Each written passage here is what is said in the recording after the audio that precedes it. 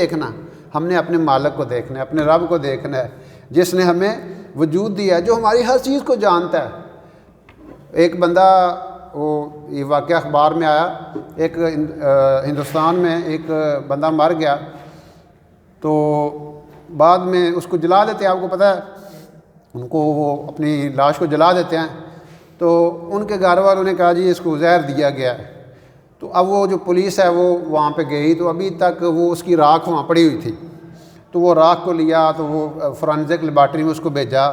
6 مہینے کے بعد جو ہے نا رپورٹ آئی کہ اس کو زہر دیا گیا تھا۔ اس کے دوست پہ شک ہوا، اس کو وہ گرفتار کر لیا گیا۔ اب کیا ہوا، اب اس نے اپنا وہ نشان جو ہے نا سارے کا سارا مٹانے کی کوشش کی، لیکن اللہ رب العزت کو پتہ ہے، اللہ رب العزت جانتا ہے، اللہ رب العزت جانتا ہے، یعنی ہم کس کی کائنات میں رہ رہے ہیں؟ اللہ کی کائنات میں رہ رہے ہیں۔ بندہ سمجھتا ہے میں گناہ کر کے، میں کوئی قتل کر کے چھپا لوں گا، لیکن آپ عمل کا ثبوت جب آپ عمل کر لیتے ہیں اس کائنات میں وہ ثبت ہو جاتی ہے، وہ ریکارڈ ہو جاتی ہے، اس کو مٹایا نہیں جا سکتا۔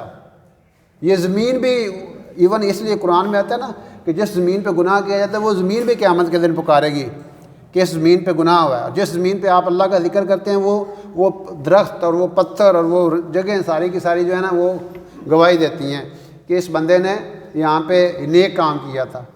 تو اس لیے کوئی چیز بندہ سمجھ میں اپنی ہوشیاری سے اور اپنی طاقت سے اپنا جو عمل ہے وہ چھپا لوں گا، کوئی نہیں دیکھے گا، لیکن اللہ رب العزت میں ڈیلیٹ کر دوں گا، یہاں سے ڈیلیٹ ہو جائے گا، ہر جگہ سے تو ڈیلیٹ نہیں نہ ہو سکتا۔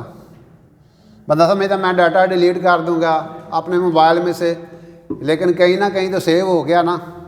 تو اس لیے ہاں اگر اللہ پاک چاہے، جو بندہ توبہ کر لیتا ہے نا، اللہ اس زمین کو بھی بلا دیتے ہیں، فرشتوں کو بھی بلا دیتے ہیں، اور سارے گناہ نیکیوں میں بدل دیے جاتے ہیں۔ لیکن اللہ تعالیٰ کی کریم ذات کتنی جو ہے نا وہ بندے پہ رحم کرتی ہے کہ وہ بندے کے گناہوں کو نیکیوں سے بدل دیتی ہے۔ جب ہم توبہ کرتے ہیں، اللہ کی طرف رجوع کرتے ہیں، تو اللہ کی ذات تو بڑی کریم ذات ہے۔ اس لیے ہم اللہ کے ساتھ اپنے آپ کو اٹیچ رکھیں، اللہ کے حکموں کو پورا کریں۔